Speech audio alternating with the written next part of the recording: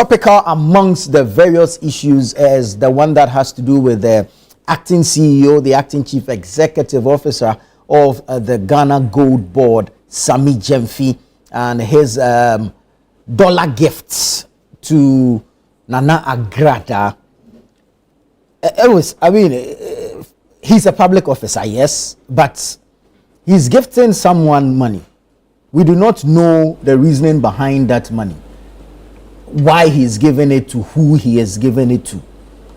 But too many people calling for his head. Is this tenable?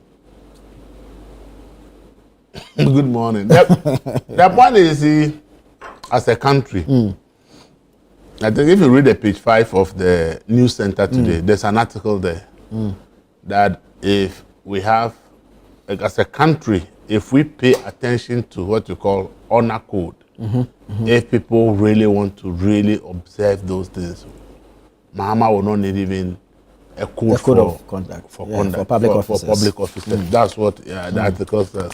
Let me if we have an honor culture, Mahama wouldn't need appointees code. See, honor code, when we live by certain principles as a people, it helps us to deal with certain things. But in this country, it appears we don't really care much about those things. And because honor and code or honor culture and ethics are not like legally binding. Issues, they are like self-regulatory issues in most circumstances. It's as if the person involved will need to make a decision. It becomes an issue today because, first of all, we've seen how the NDC reacted when there was a report of monies found under Cecilia Dapa's bed. And the question was, why would a public official have money under his bed? What's the bank doing? And it was one of the major campaign issues in this country. If you do that, today, if you also do this, people will complain. You understand it? And when a code of ethics has been launched, conduct by the president has been launched, and one of the issues captured in it is about appointees showing opulence. And this happened. Obviously, people will take issues with it. But I see, these things Gyamfi has done is nothing new to a politician in Ghana. Right. A normal politician in Ghana goes around sharing money for people every now and then. And if you monitor social media, you see a lot of NDC guys saying, this is nothing new to them because Sammy Gyamfi is a generous guy. He does it all the time. You understand it? That's the argument a lot of NDC communicators are putting up on social media. That is nothing new. Do you know how much money Sammy gives shares to people? This is no money. You understand? So we have taken certain things as normal. That if a politician comes around, he should be able to give us money. So for us, it's a normal thing in this country that politicians will give us money.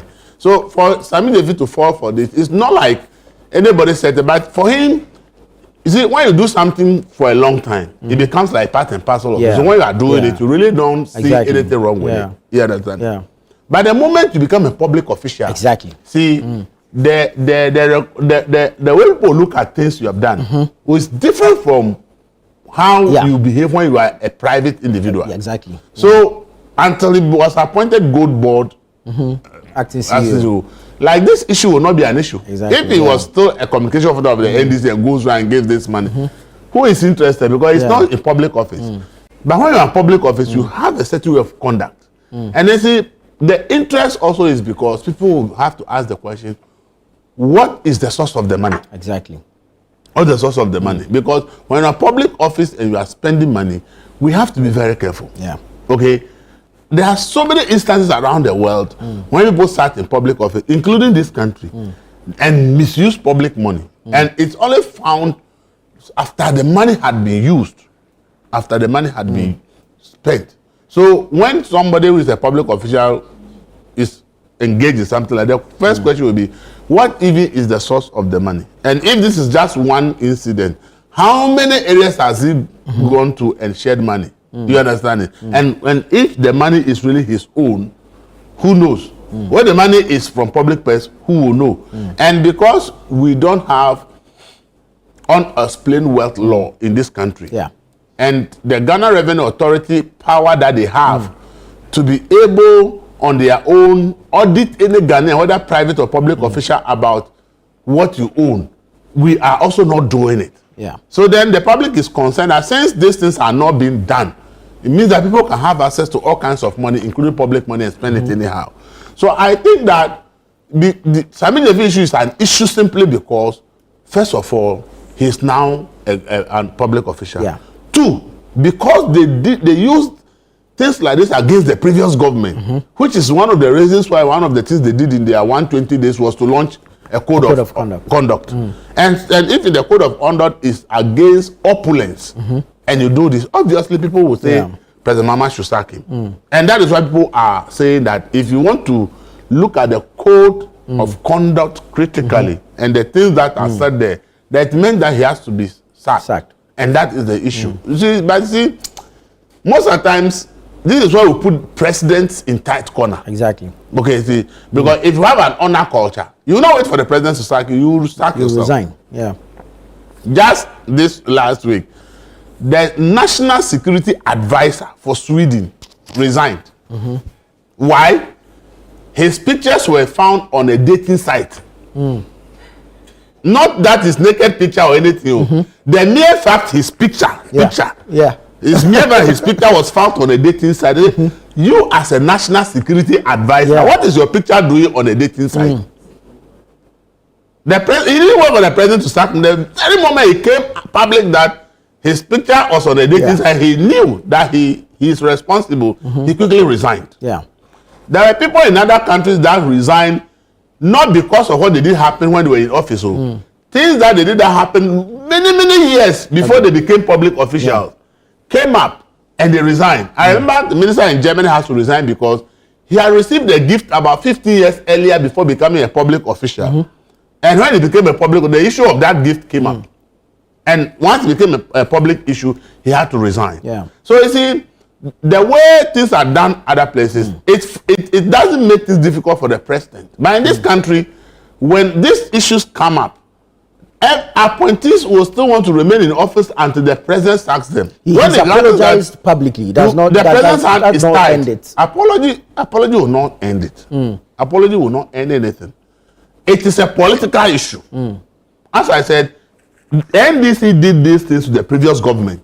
He himself actually did it. Exactly. Went ahead to explain money laundering according to the law. Those who are hitting him, they are not hitting him because they think that Sammy Gyamfi cannot afford $20,000 or $10,000 or whatever amount involved. They are doing it because they say if you are a man of principle, you were attacking others for similar things. So then why should you be allowed to stay in office? So it's a typical political game we are seeing. And it's also because the NDC, in an attempt to prove that they are better than the NPP, launch a code of conduct that should guide people.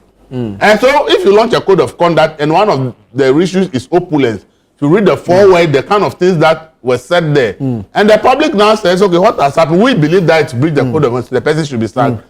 The apology cannot save you. The only thing can save you is if the president decides that he won't sack you. But you see, this is where the president is going to be in a tight corner. This is his first test after launching the code of conduct.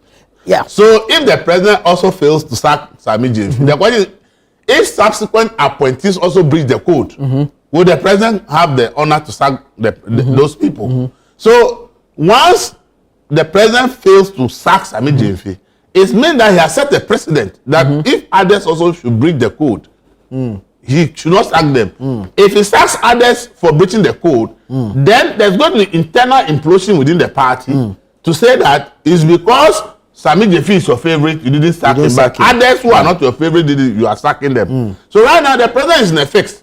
He either sacks Sammy Gyamfi to make sure that any other person that breaches the code will also be sacked. Or if he says he accepts apology and maintains him, it means that any other person that falters in the future should also offer an apology, and that should suffice. Let me read his apology, and then I'll come back to you on how much pressure, real pressure there is on the president at this point. Sammy Gyamfi posted this apology online on social media, and he reads, "Folks, I have taken notice of the wave of criticisms against my person in the last 24 hours. To clarify, this was simply a kind gesture to a fellow human being, in line with my daily and lifelong custom of lending a helping hand to people in need. Lending a helping hand to people in need. Underlined. I sincerely thought I was doing this act of kindness in private and never imagined that same could find its way into the public space. But the money was given in public. That is unfortunate and regrettable. I must say that I understand the uproar that this gesture has generated, particularly from comrades who are sincerely hurt by same. To all such comrades, I am sincerely sorry for this unfortunate act of indiscretion. I respect and appreciate your views. My profound appreciation goes to all those who have reached out to counsel and encourage me. I am most grateful for your solidarity. Let me state, however, that my view of public office as a privilege to serve society, solve problems, and help others has not changed. I remain focused on the task entrusted to me by His Excellency the President for the development of our country. Stay blessed and have a blissful Sunday. Happy Mother's Day to all the mothers out there. This is Sammy Gyamfi. Now, let's look at the content of his apology. I'm asking about pressure on the president because prior to the launch of his code of conduct that same day, he chastised some of his appointees for having failed to declare their assets by the deadline he had given. There were sanctions, some 3 months or 4 months salary forfeiture. Then there was a new deadline for that. So already people are going against his directives, one regarding the declaration of assets. And now, after launching the code of conduct, this has happened. In that code of conduct, there is a restriction on opulence. Now this has happened. So how much of a pressure does this put on John Mahama to act? Also, the pressure to come from all kinds of angles, including within the party. Because, as I said, they themselves know that this is one of the things they used against the previous government. Yeah. And they say, the NDC needs to, as a politician says, sometimes I smile and I laugh. The NPP is mourning its loss. And one of the things in their report was what? Arrogance. Arrogance of power. Arrogance of power. What they are facing now is an issue of arrogance of power. So if Mahama fails to sack him, the people who believe in arrogance, oh, this is an arrogance of power. Because you launch a code, the person breaks the code, public says remove the person, you refuse. So it means that you are not being arrogant to us. So the NDC should know that the government already risked being accused of arrogance of power if they fail to sack Sammy Gyamfi. Right. Because he himself has admitted that even within the NDC, within the NDC, there's an uproar over what he has done. And then he himself admits that it's a lack of proper exercise of discretion. But he's not willing to resign if you have admitted that you believe that with the benefit of hindsight, because there is uproar, because there is uproar, you now realize that you have not exercised that discretion well, and you are not willing to resign. It's an arrogance of power. You see? So the NDC should know that they face arrogance of power if Gyamfi is not removed. So if he really wants to save the NDC from arrogance of power, then he himself should know that he has to leave. If he doesn't leave, he puts the pressure on President Mahama. And if President Mahama look at, oh, my darling boy, so I won't sack him, it means that you have already put NDC on the footing to say that, oh no, this is arrogance of power. Mahama launched the code. He himself admitted that he didn't really do the right thing if he looks at the public uproar, yet he has not been sacked. So you see, in our part of the world, okay, when you are talking about code and the rest, sometimes you have to be very careful. Because you see, we have a culture that says that you don't reject a gift. Okay? We have a culture that says that gifts are acceptable. In the cultures where we want to adopt this code from, they tell you that they believe that behind every gift is a hidden agenda, and that no gift is free. Right. So the way they perceive gift in the Western world is different from how we perceive gift in our part of the world. And so if our culture endorses certain things, and we want to launch code, and the code are actually kicking against those cultures and the rest, we are likely to fall victims to it. So based on what he himself has said against others in the past, okay, based on what the statement Sammy Gyamfi himself has said against others in the past, based on similar happenings, what the party itself did with it in campaign, and to prove that they are better than the previous government, the party went ahead, the government went ahead to launch a code of conduct to say that for them, their appointees are going to behave well, not like what the previous government appointees have done. And you look at all these issues, and then now you are faced with this issue. You either sack the gentleman. First of all, the gentleman must resign. To give the president that shame. Yeah. But if he feels that, you now push the pressure to the president.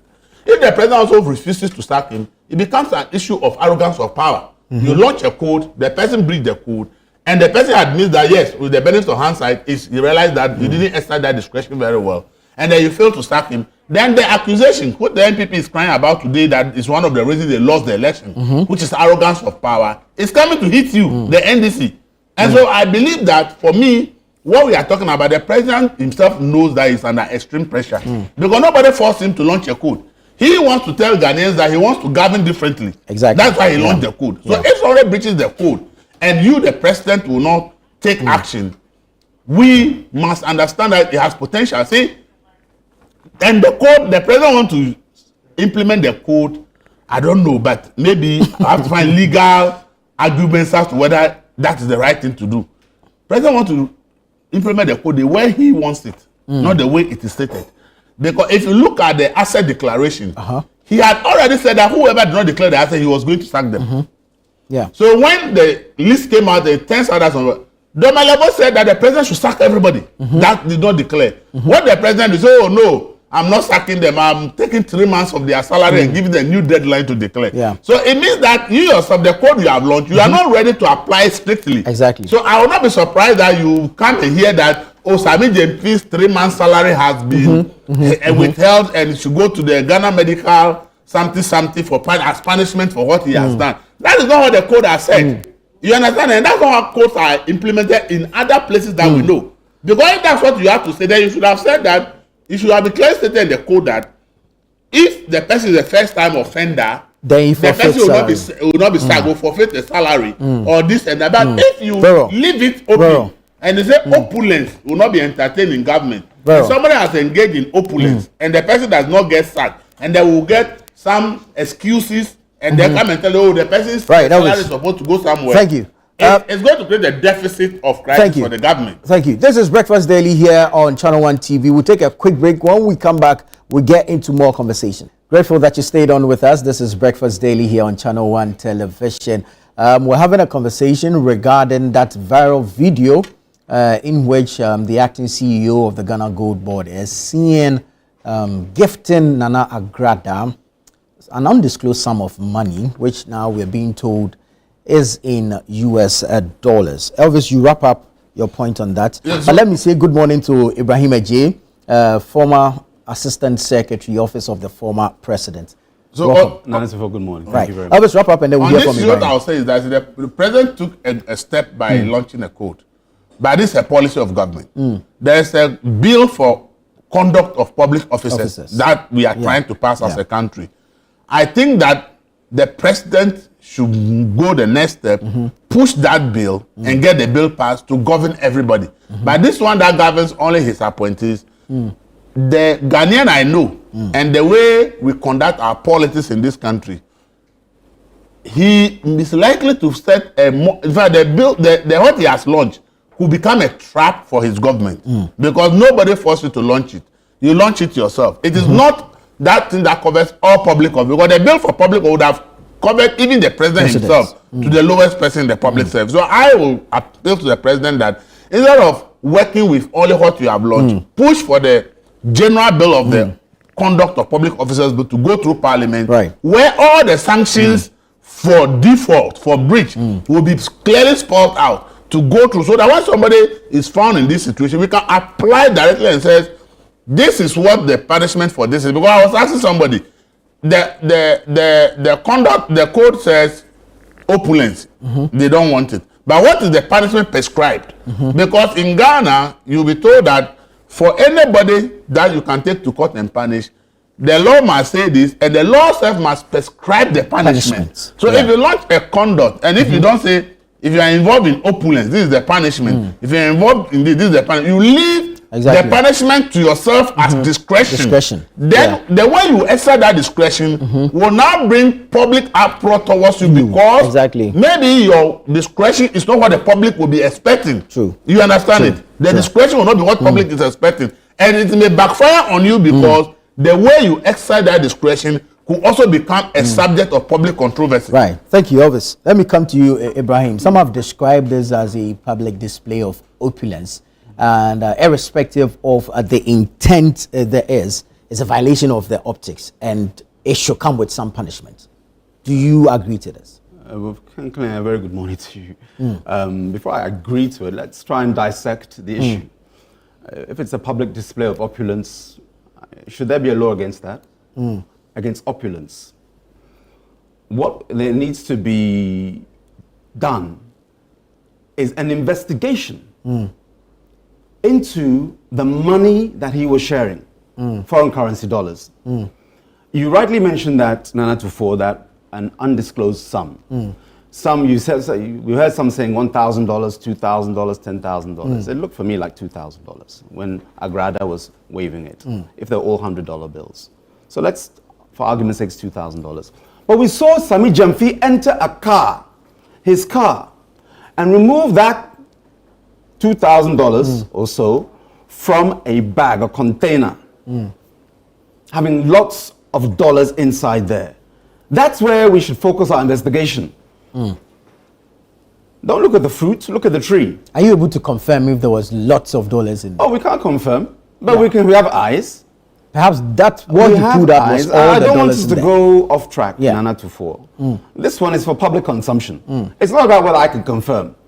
The thing came out, and interestingly, he did it so brazenly. Can you imagine how much more dollars Sammy Gyamfi is sharing when cameras or the public are not in sight? We are making a lot of, paying a lot of attention on what we saw. I always say, when you catch a thief today, it doesn't mean he started stealing today. And then they say, oh, he's been doing this all this while. Yeah, we've heard a lot about his generosity. We've heard. Yeah, even in a statement, he's admitted to doing the same. Let's find out about where this generosity is coming from. Sammy Gyamfi on TV3, I think we've all seen the video. Yeah. He said that if you are caught, when I say caught, in possession of money that you cannot account for, that is not commensurate with your salary or income, then to all intents and purposes, you are engaged in money laundering, and then you shall. And he said, not may, not may. The law says you shall. He says, check the memo. You don't check the memo. Talking about Cecilia Dapa on that incident. So, Sammy Gyamfi needs to tell us, per the investigation that should happen, that money, where did it come from? Is it your money? What is your salary? What land did you sell? What car did you sell? Whatever answer you will give, let us look at it, because it's innocent until proven guilty. Am I right? Yeah. Yeah. So that's what the investigation needs to happen. So we can understand Sammy Gyamfi's reason for this generosity. Sadaka is good. Charity, or Shanfole, you're giving alms, is well and good. Because he's saying that he's giving to humanity. I have no issue at all with anybody giving charity. The question is, where's the source of your charity? And as a country, we must not sit down, and I'm happy that NDC on social media platforms are waking up and calling a spade, and saying what he's done is disgraceful, is corrupt. This is NDC people. We know each other on the platforms. Because now they see that all their sweat is for nothing, cause 90. Because somebody somewhere, and don't think Sammy Gyamfi is alone. He was the one that was caught. We should not in any way, shape or form think that this NDC appointee is alone.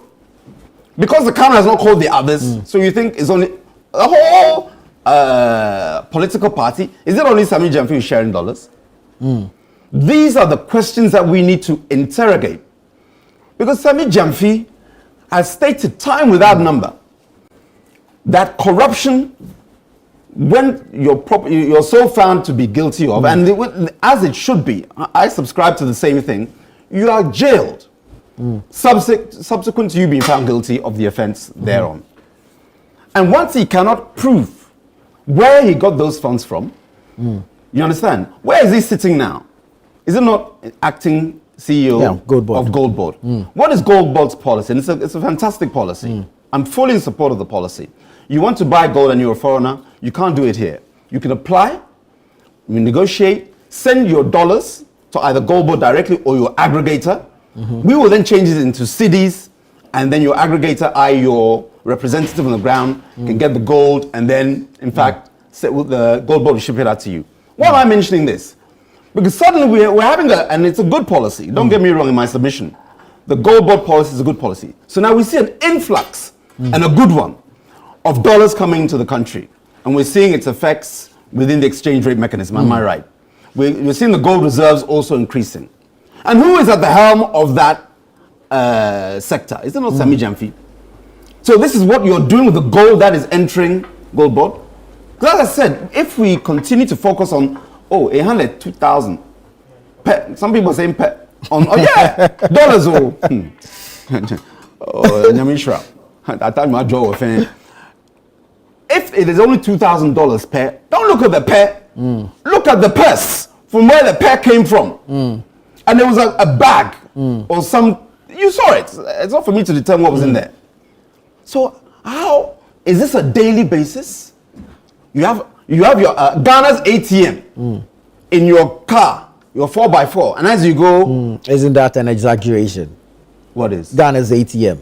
That's what I'm saying, that it's for him to prove that the money is his own personal money. What Ibrahim is saying, problem why even the statement he's made is issued. The admission in there. Because he said that it's not a normal thing he does per his own statement. So what Ibrahim is saying, if he's inferring from the statement, it's not wrong. Right. Because we didn't issue the statement for Sammy. He issued and said, what has been seen and people are angry about is a normal thing that he does. Yes. Right. Let's say good morning to Victor. Victor Kwajoga Adaudu is a member of the NDC's legal and communications team. Good morning. Good morning. Good to have you. Good to have you. Good morning. So I'll be very brief for my submission so Victor can also have a bite. It's important as Ghanaians, that's why I'm giving the kudos to the NDC members of the party. Because as for MPP, we'll attack. And we'll attack in a way and manner that speaks to the issue. That's what I want people to do. If you go and attack the personality, then you leave the issue. We're not so for you, what do you think should happen? There should be an investigation. Number one, explain to us where these monies are coming from. Because you do it regularly. Yeah. Yes. As my brother just said, he does it regularly. So how much money have you dispersed regularly over the years? And what's the source of this money? What's the source of that money? Tell us. These are key. And if we look into those who are funding him, if he's having a job, I think most of us would know. If he's having a business, when those of us who are politically exposed, you'll find that people know what we do privately for enterprise and what have you. And I have yet to hear that Sammy Gyamfi does this. He has this filling station. He's doing whatever it is, let us find out. And Ghanaians, I beg you, in the name of God, let us make this an example. If indeed things pan out and Sammy is found guilty, he's innocent now, of any form of corruption. If we allow it to go, after some time they'll forget about it, then that is to the NDC's own detriment. And I'll tell you why. When you lose an election, you don't lose it in 2028. It's these little drops that, irritate the Ghanaians. And say, look at the, the opulence, the arrogance. Were these things not visited on us? Both, I'm talking 2008, MPP. Yeah. We lost the election. Then 2016, it's cyclical. All you have to do is speak to the base and say, we didn't like this about MPP in 2008. We went out. Then the same election saying, we don't like this about NDC in 2016. You remember the minister, I think for gender, her name will come. She was caught on radio and a driver recorded her. She said that NDC woman, Victoria Hammer, right. If you don't make $1 million in politics, you are stupid. The deputy communication Thank you. Comes. So we as Ghanaians heard these comments from NDC. And he was sacked. And she was sacked. Yeah. But the message had gone out that, hey, while we sweat, and now I'm talking to the NDC, while we sweat, I'm a taka, I mean, I'm a cash. If you don't make $1 million, they're bulujibo, you're stupid. So they say, cha. These are all the things that added value. I'm not saying it's the only thing. To we winning the 2016 elections with a 1.23 million gap between Nana Akufo-Addo and John Mahama. And then 169 seats majority. Are you following me? The same thing has happened MPP as well. So if NDC want to sweep this under the carpet, these are the deposits. Unless you sack Gyamfi-Agradaa, subject to the investigation, of course. I'm not being judged during execution. My last 10 seconds. Unless you investigate the matter without covering it up, no covert underhand business. Otherwise, NDC will say, how did we get here in 2028? They will want the minibar. What happened? That after all the good work we've done, it had unraveled. It wasn't John Mahama per se who was corrupt in 2016, but all the ministers. You remember the bus branding issue, the Victoria Hammer issue, and I can go on, but this is not the platform for that.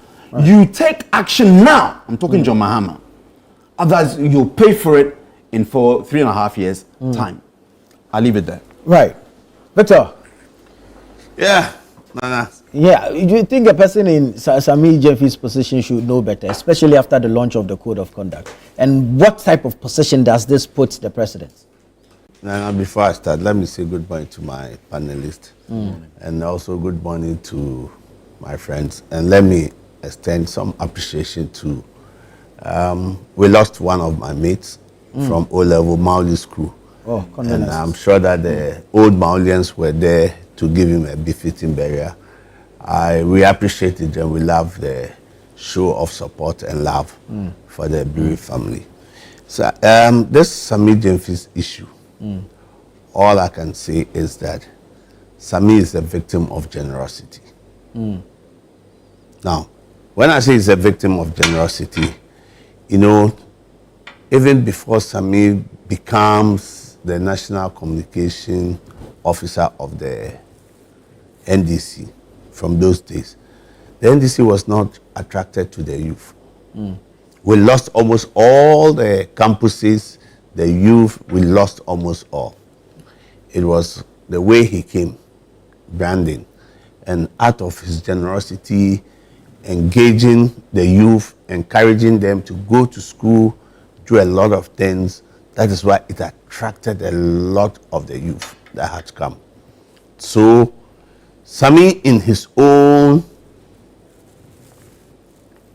let me say in his own field or within his confine, sometimes people appreciate what he does. And you know, when they appreciate, you know, they give him and he also maybe distributes to the people who come to him in the need. If you watch the clip very well, you even realize that it was the self-styled evangelist, the Agradaa, and her husband. And you could see that maybe the husband was having a camera. We don't know the communication between Sammy and the lady. So, and I believe this was occasion when he went to the 1-week funeral of the, that is Prophet Nigel Gaze's father's 1 week. So you could see the dancer, the Adowa dancers. One of them also had followed. And you know, normally you go places and people ask you, can you help me? Just give me something. And maybe that was where he was. And in any event, Sammy always has security. He has his people, they were prevented. But we don't know the discussion that went on and the lady. Now, who flaunted the dollars? The lady did. It was the self-styled, how do they call it? Agradaa. I've not encountered it before, right? And I see some of the things they do, an evangelist or a clergyman. I'm not here to denigrate her or anything, but by their fruit, we shall know them. That you flaunt the money and show it for a showmanship. You know, you can see her, if you trace her, when she went to Kumasi, this man's funeral, the mother's funeral. You know, she was the one who threw all the dollars in the vehicle. That was the showmanship. They want status, they want showmanship. But if you see Sammy's act, it was not like he went for the funeral and started showering people with money, as we see, for showmanship, for status, to say this is who I am in society. We see at funeral. It wasn't that. It was just that she had asked for, and I think she herself had come, that she requested that, oh, can I get some fuel, honorable? And out of generosity, he wants to do that, right? So it is not like he's filthy rich or show of opulence and affluence that I want to give you. We don't know at the material time whether he had CD on him or he did not. And if he didn't have, he decided that I have dollar available. You know how we all revered and we like to have dollar, right? Nobody would want to give his dollar away just like that. Knowing all that has happened regarding the launch of the code of conduct and all that, couldn't he have been more discreet? No, that's why he has apologized. That maybe the timing and what I did, that they were taking photographed. I should have been aware and see that the husband was videoing or to see. How many of the evangelists and people, men of God, you go and they see their people are videoing? If it's not for maybe excitement to say that I've gotten money from this. But he himself has said, and for me, it's a great lesson, it's a painful lesson we need to learn. Because when you become a public officer, or you are a figure, national figure, your life is an open book.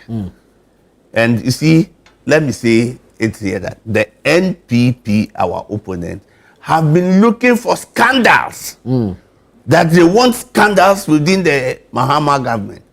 And for the last 5 months, there is no scandal. So now you started with them this one, they think that it's a big fish, and let's make a meal out of it, right? So it is about Sammy Gyamfi. We should investigate him. Look, within NPP, but with the kind of governance you promised, you think this doesn't matter? No. That's why I'm saying that the man is a victim of his generosity. His security.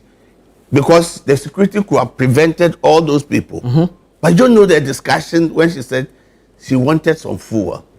And somebody that we see on the screen, we see who calls herself as an evangelist, right? And all the things. If you are in the position. You see, don't forget that the good Bible, when the book tells that givers never lack. When you give, you never lack, right? So the lesson in here is that when you're a public person and what you are doing, be conscious of the environment so that what you do, they do not put different interpretation on it. It's not good for the optics. Because at this point, it's not even about his kindness or generosity. It's about standards. Yes, it's about standards. But if you look at even the code of standards, what has he really breached in this? If he had gone and was showering the money on people, that is where people would ask questions. But you see, the NDC as a government and the members don't want even any blot on the regime. So all scandals, everybody is trying to make sure that nobody cause or carry these scandals that would come and be an albatross around our neck. I'm sure it was out of that. That is why he has gone and said, look, it was indiscretion. It's an act of indiscretion. But as to say that he had money, we should look at the source of the money. And within, now we have done, are you saying that somebody has come and said that some money has been misappropriated, some money has been taken from a fund? If they have evidence that he's taking money from the gold board, and the gold board, I'm sure they have their own people there, they can check, and money taken from gold board, then that is when you can say that we have evidence A, B, C, D, which suggests that the money you were sharing came from this account. But, you know, everybody knows that Sammy, at least, is a man of means. He's not a man of straw. He's not a man of straw, even from opposition. He's not a man of straw. So if he makes that, and he has seen that the environment, so it's a lesson to all appointees and people who serve public. You know, every now day you meet people who will ask you. You see, there's something that I can't even say on national TV. You walk around the ministries, you go to court. There are some particular group of people. When they see an NPP figure member, they come. You know, they do all that. They give you the shower, the praises, everything. The moment they see an NDC man too, they give you and they will collect money. Yeah. Right. You see, there was one that the gentleman did. He said the wife was pregnant. He needed help. And I said, oh, go and tell the doctor that this is my complimentary card. I'll pay. Let the doctor call me. I'll pay. I never saw him. The next time he saw me, he said, oh, the wife had given birth. He wanted an adoring. Excuse my language, Ghanaians. Excuse my language. Forgive me. In Ghana, he speaks Ghana. I said, Kwe, Olu, Then he sat down and said, oh, lawyer, but you walk out because he didn't expect that from me. Yeah. Are you getting? He didn't expect that from me. No. I don't want to. Are you getting? So for me, the standard is there.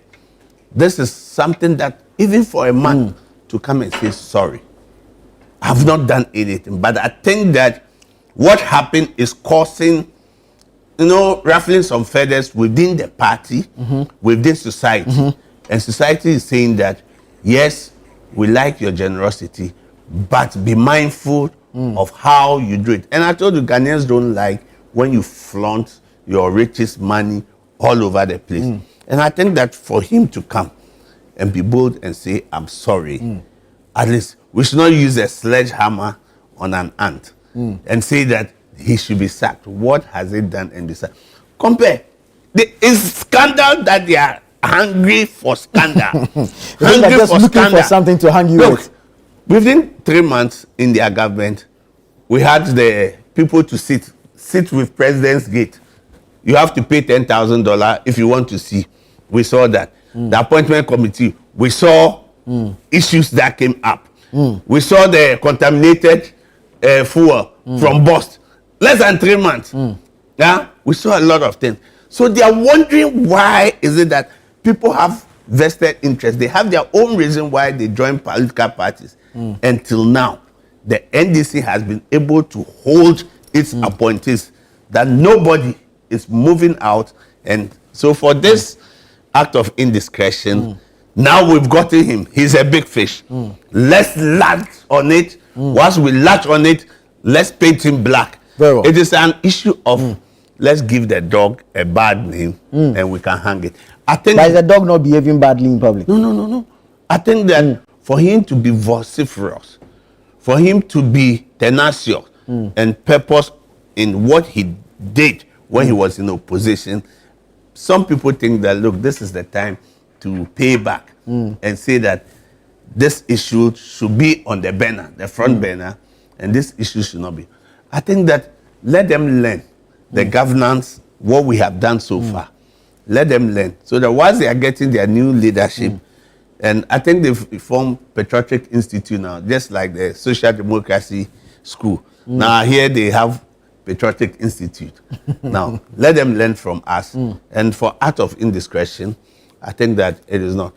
If you look at it, it was not, if he was the one who was flaunting it, I would go with the people who would say, no, this is not what we voted for. Very well. Can I talk about Elvis, I could go to Elvis and then I'll come to you. Right. Victor doesn't think an investigation it's worthy now. He thinks the apology should suffice. Are you okay with that? Well, that is why politicians lose power all the time. Because you see, you win elections based on goodwill, but you lose elections based on perception. The public doesn't care whether fact is established that he stole the money or not. Nobody cares about that. It's about the perception. The perception is that the president who launched a code and says that anybody who demonstrated A, B, C, D, I will sack him. So that's what the public is going with.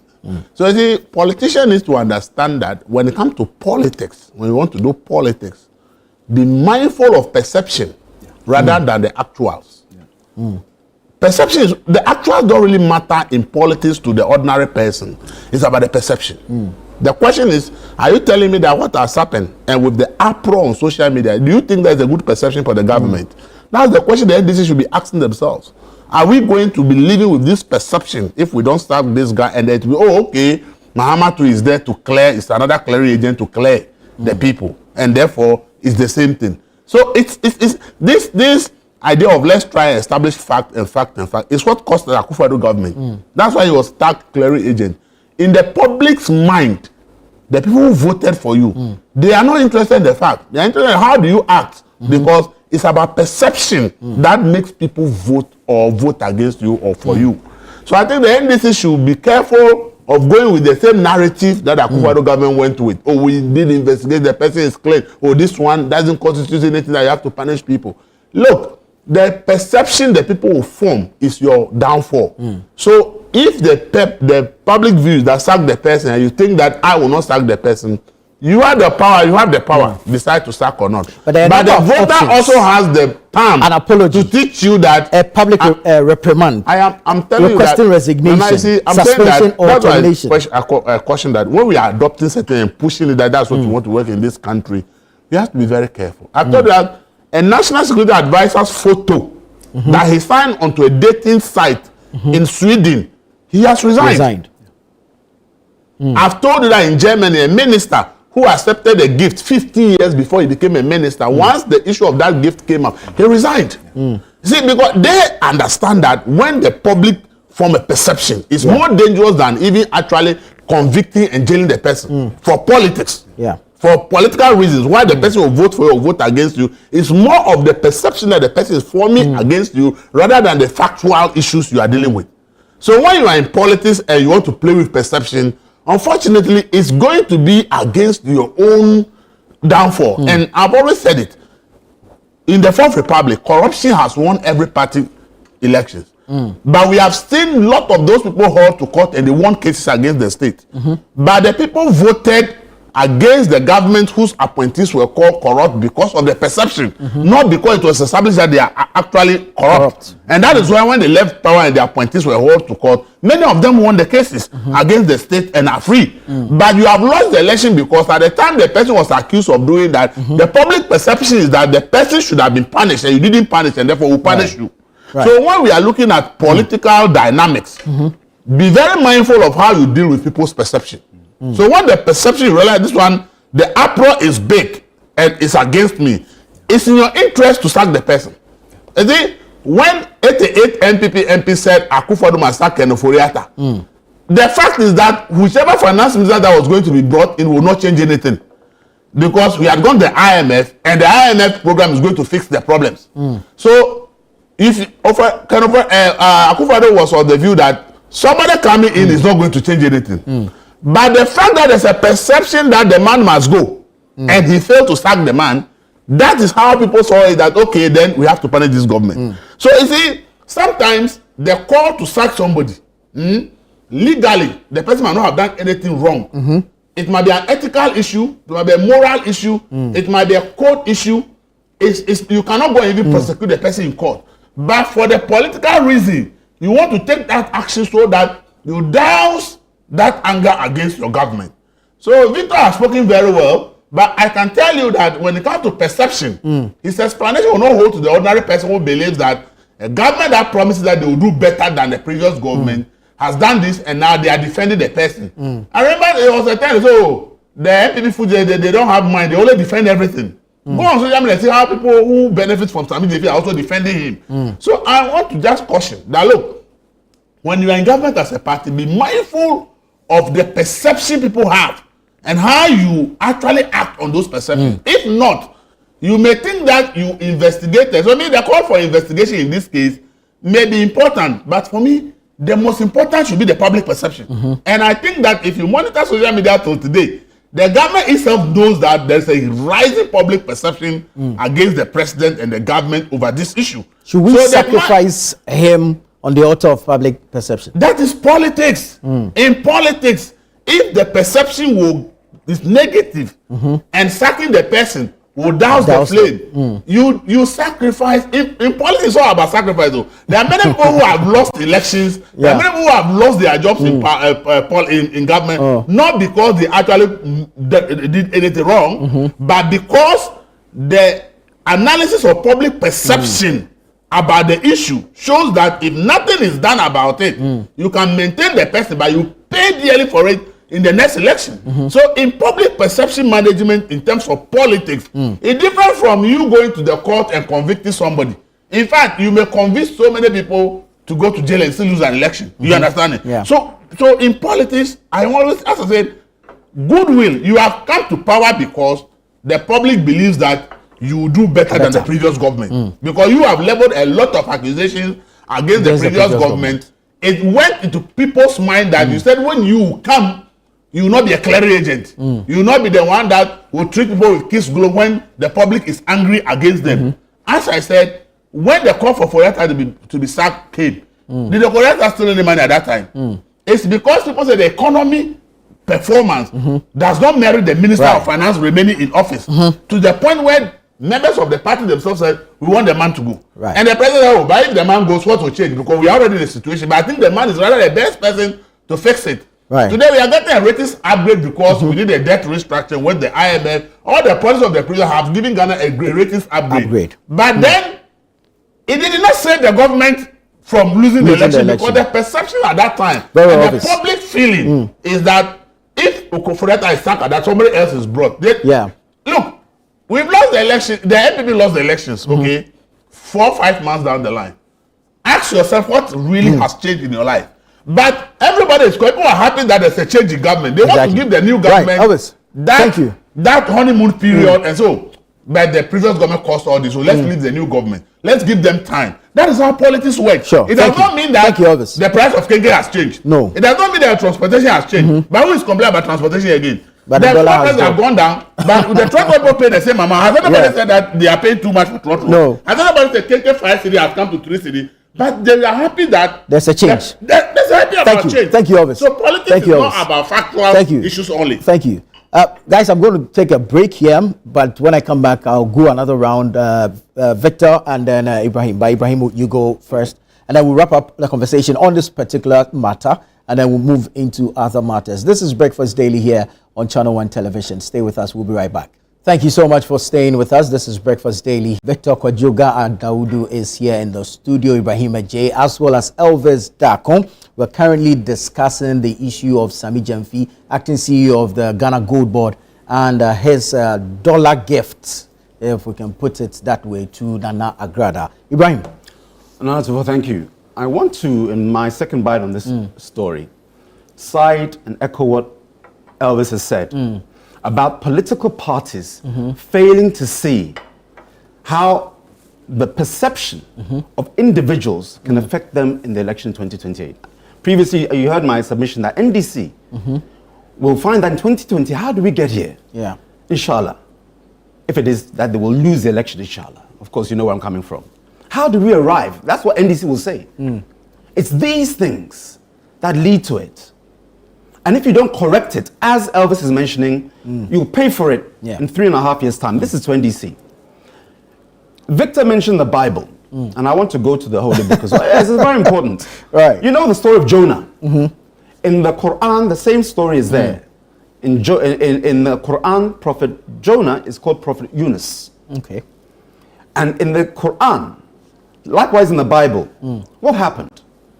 Allah called him, I'm talking Jonah, Yunus, to preach to the people of Nineveh. And he in anger said they weren't listening, and he left without God's permission. Right. They were on a boat. What happened? A storm came. Am I right? Yeah. And the storm was going to swallow, not swallow, but boat Babutu. The boat was going to capsize. Yeah. And they did what? They cast lots. It fell on Yunus, Jonah, and he confirmed that yes, he's a Hebrew and he's angered God. And what happened? He agreed to be thrown off before the whale swallowed him. As soon as they threw him off, what happened? The storm settled. The storm calmed. I'm not saying Sammy Gyamfi. So Sammy Gyamfi is the Jonah. Yeah, but you know, the Prophet Quran, Jonah, Sammy Gyamfi. the Quran, the Kitab, the books of Allah, the Bible, They guide us. They set examples for us to follow and be guided by. Everything we do, you know, this phone has a manual. If you go to the manual, you can use it properly. The Bible, the Quran, these are the manuals for our lives. Right. And the instructions are there. If the NDC don't want to take the instruction from the holy books and say, this guy will collapse your boat because the community are angry with one person, but the whole boat was going to capsize because of one person. And if they feel, oh, this is generosity, givers never lack. I'm not impugning anybody. I've said in my previous submission, investigation should carry out. If he's found guilty, so be it. If he's found innocent, then we look at it, we face that decision accordingly. If givers never lack, and again, I'm not impugning anybody, we hear of our own people in church when certain members of our community, I'm talking churchgoers, are giving money and people know this guy is a drug dealer, this guy is an armed robber, this guy is a fraudster. We say it all, but when they dash in the money, God praise you, God praise you. Ghana, we must wake up. Forgive me if I'm shouting. We really need to wake up. Generosity does not equate to integrity. If givers never lack, all the armed robbers and galamseyers, Charlie, you know where to go.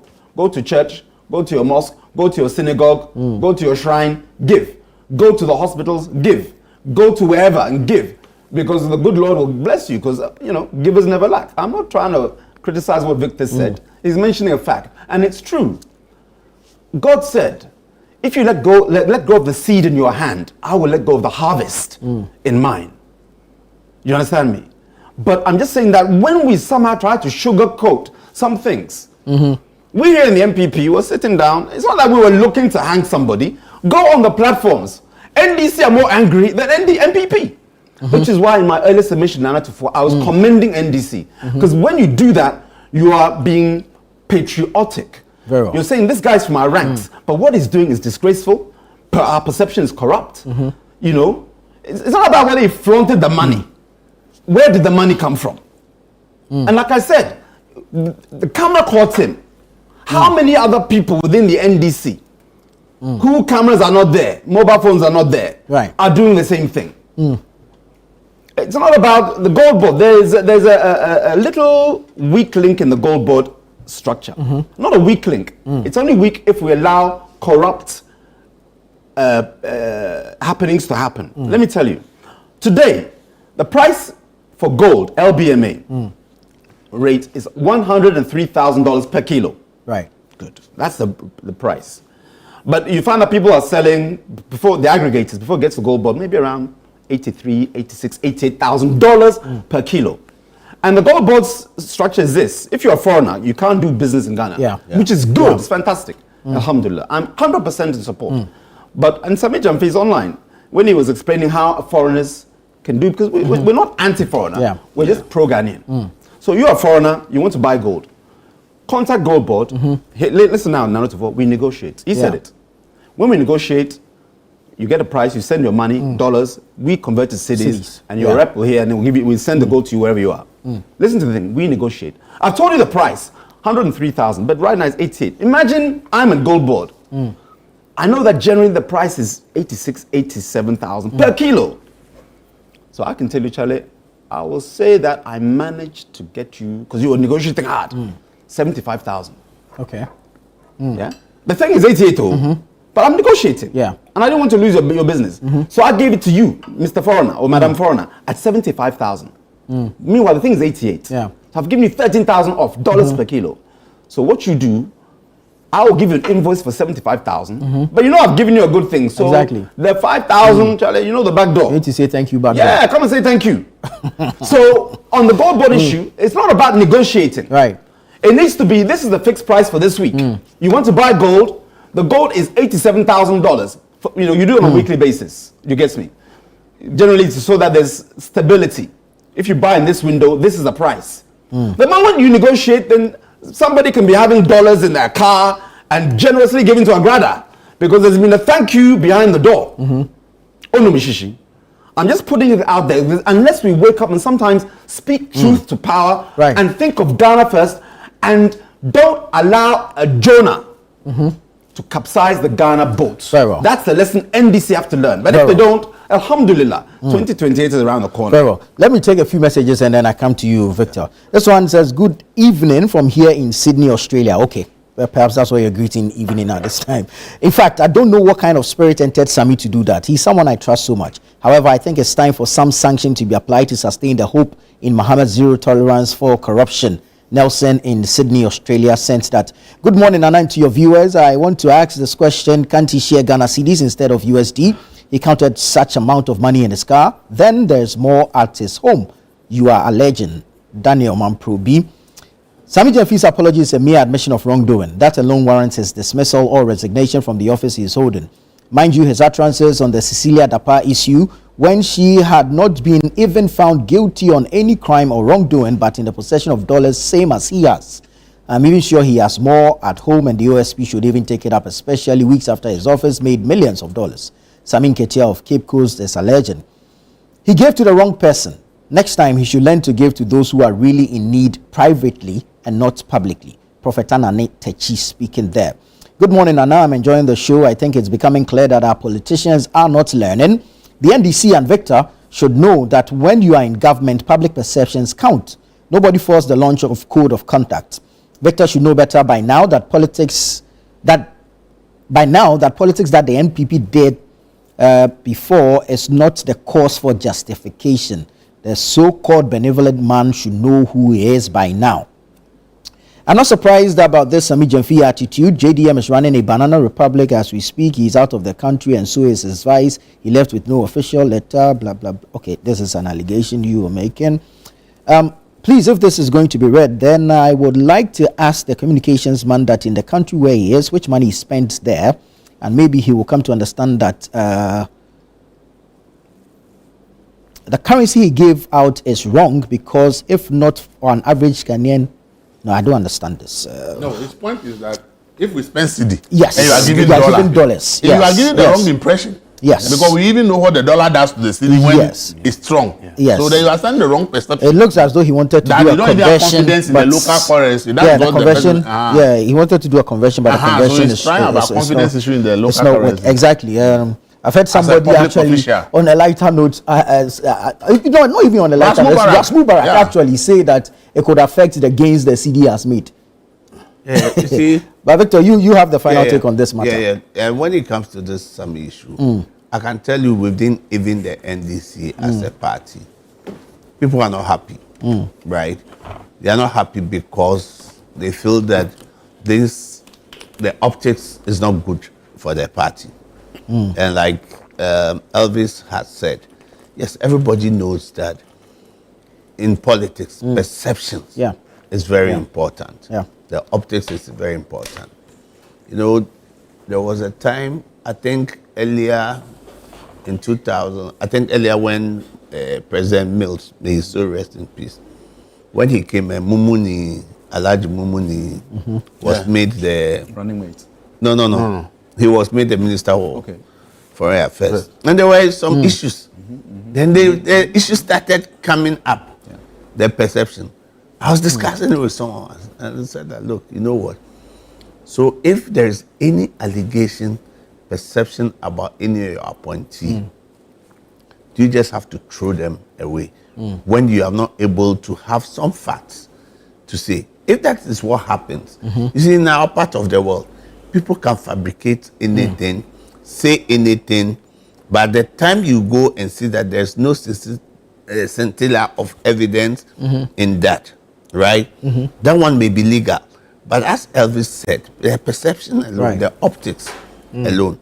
So I believe that within what the mood of the society, that was when he has to come in. He's been summoned by the chief of staff. What do you envisage will happen?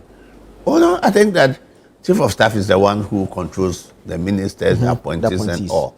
And I'm sure he's going to have a word with him for him to explain himself and also what the public expects, so that it is a balancing act, especially based on his being judged, based on what he said during the Cecilia Dapa. Like people are saying that why should you give dollars? If it was CDs, that would be. But you see, You don't throw the child away with the tap because you think the water is dirty, you throw him away. We are human beings, we err. Who hasn't committed a crime or committed anything, he should cast the first stone.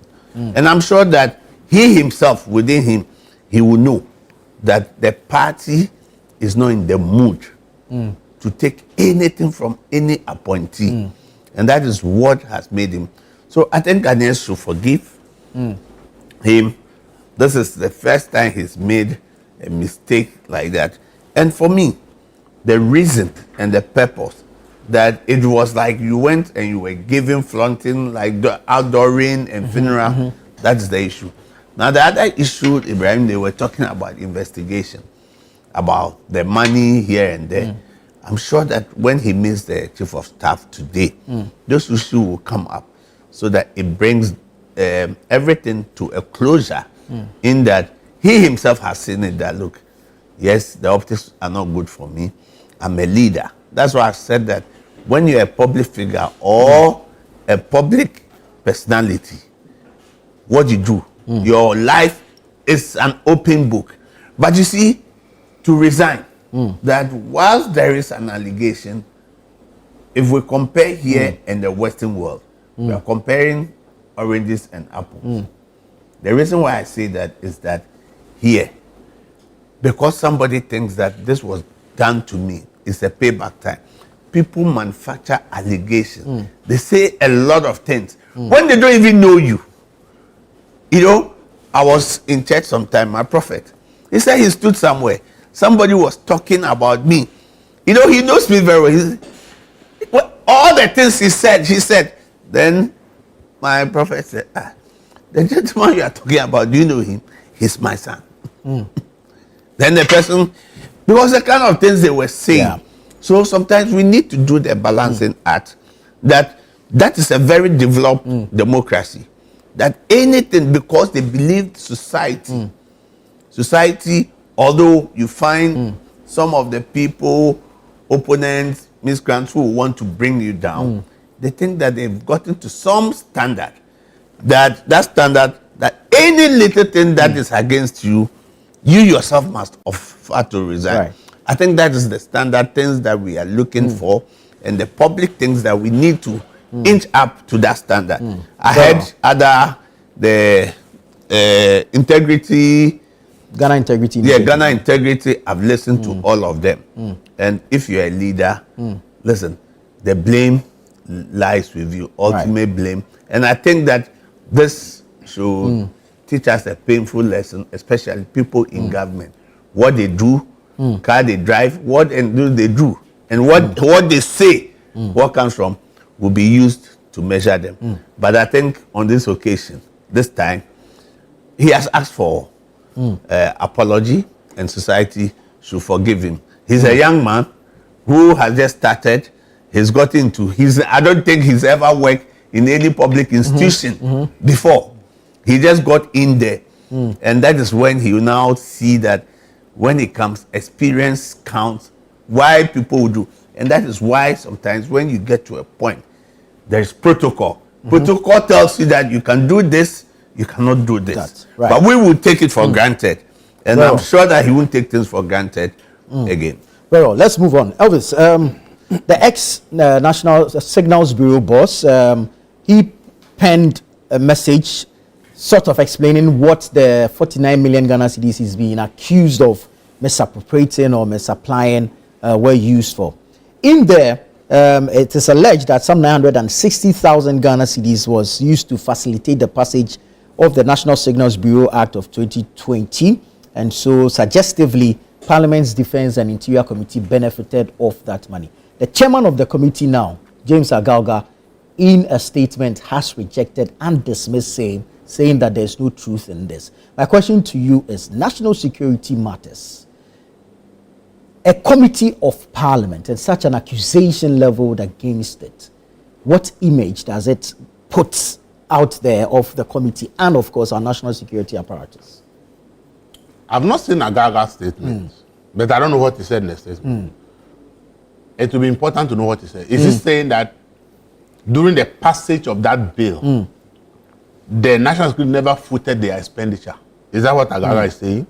Or they footed the expenditure, but the impression that it's a bribe is what they are against.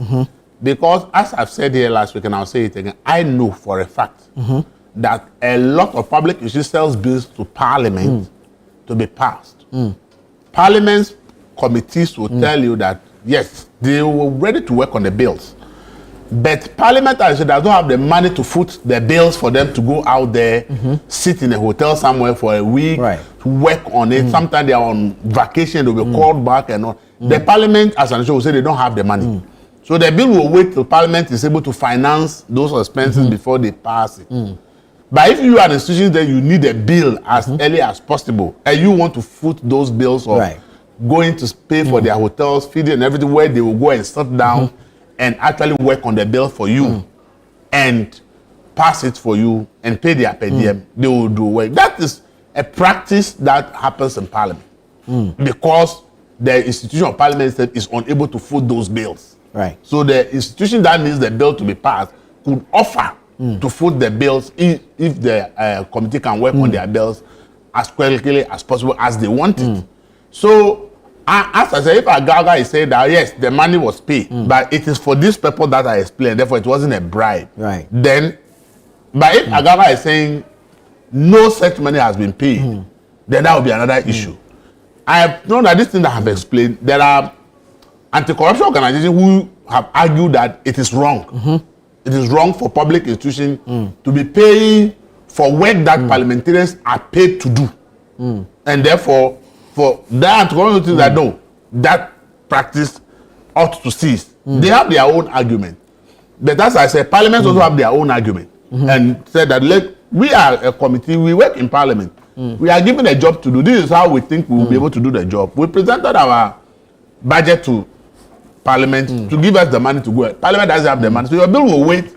Because in the first place, you are not the only one who wants bills to be passed. There are tons and tons and tons of bills institutions are brought up there. But you said speed up my own. Don't do it within your time frame as Parliament. And so we are in a position to fund the process. To speed it up. Parliament doesn't have the resource to speed it up. To work based on our. But if you say you want to speed it up and they want to go and put us maybe royals into somewhere for a week so that will not be disturbed by anything, will sit and just work on your bill so that you get it early. These things are already there. So I don't know what Agradaa is saying that practice doesn't exist. Because if that's what he's saying, then I can tell that it exists. Where institutions actually finance the passage of the bill. But if he's saying that there was no such payment, then now I will call for further investigation. But I know, and as a journalist, I know that institutions actually facilitate committees of Parliament to get their bills passed early. This signal thing, as I said, see, the guy has worked in national security. Up for me, so he has actually sworn oath of office. But he felt that he is to be synced based on what is happening, and therefore he will not go down alone. So whatever has happened, he was. I have seen a letter that was displayed on one of the television stations, which I think was not right, indicating that our national security can even ask personnel to ask their wives and family members to open accounts in the name of private companies, and national security will use it to do operations. I've seen an official letter written by the late former, it's said to be written by the late former national security advisor Joshua Chairman.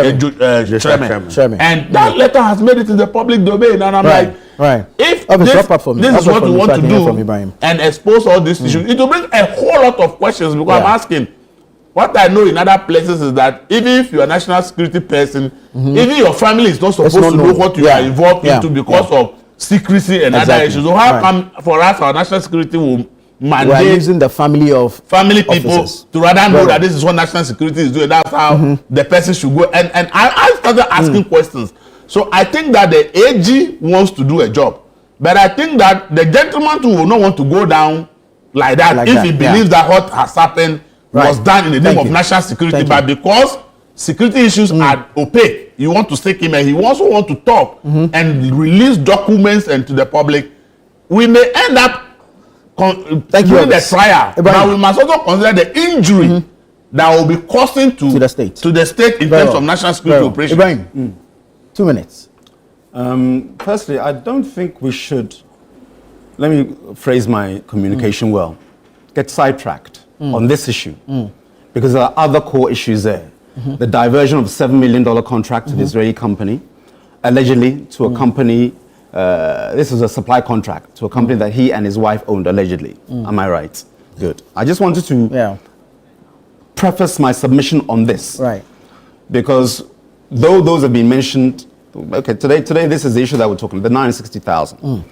Now, we know, and I say we know, it's in the public domain that even when members of parliament are being vetted, we know that money is spread around.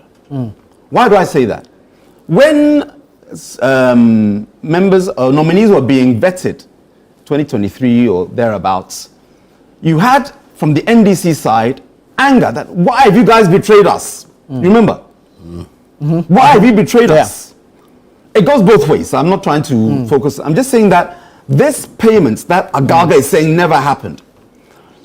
It shouldn't be a smoke and mirror. I'm talking in the case against Boahen. Edu Boahen. Do you get me?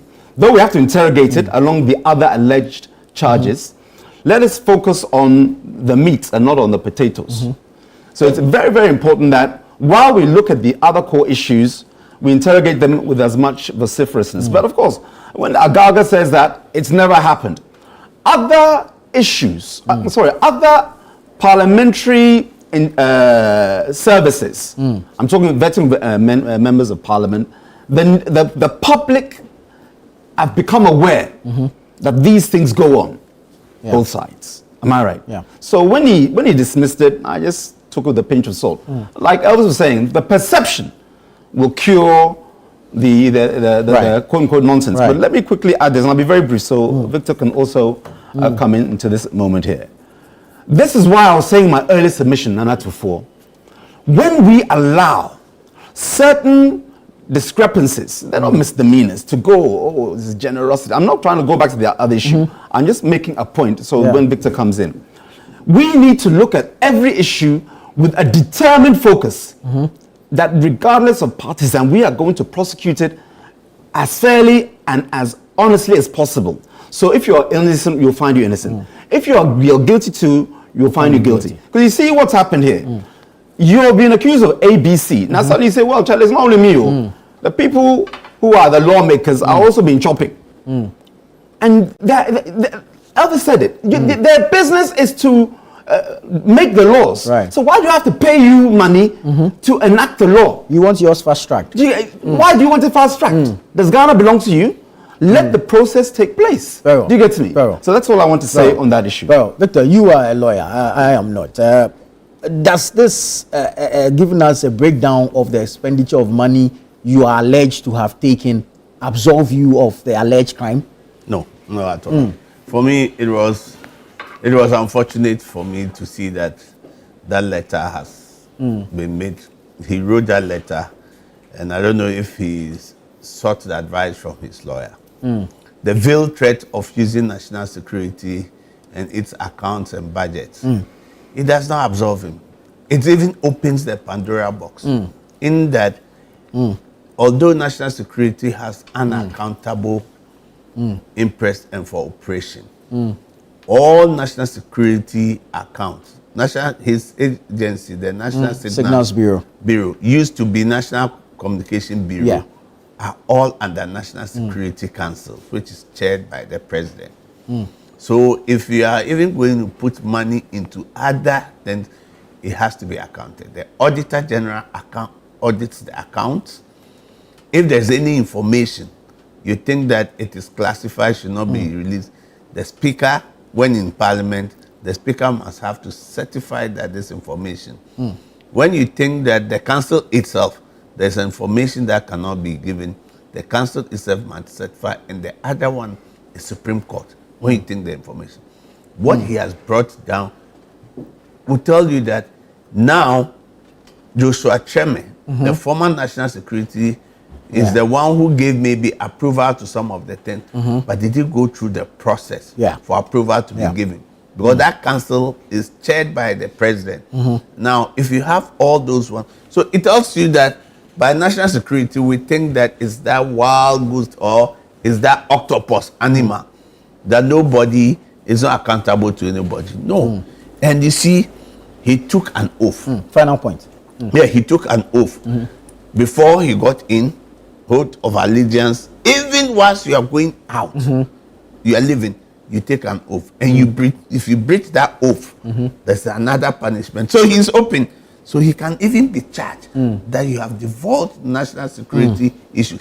Now, what the money he has talked about, now Attorney General will have to go because at the time some of the money said was disbursed, even National Security Signal Bureau was not in existence. Right. So it is unfortunate for him. That should have been maybe his defense and strategy. But now if he decides that this is how he wants it to go, I think it's good news for all of us. I always say national security is not anything. It's things that they do. They don't want us to know to protect us. Very well. That is all. We'll keep a keen eye on this matter. But thank you so much, gentlemen. This has been the News Review segment here on Breakfast Daily. I am Nana Tufo Boahen. Many thanks for your time. Stay with us. There's a lot more ahead on the show.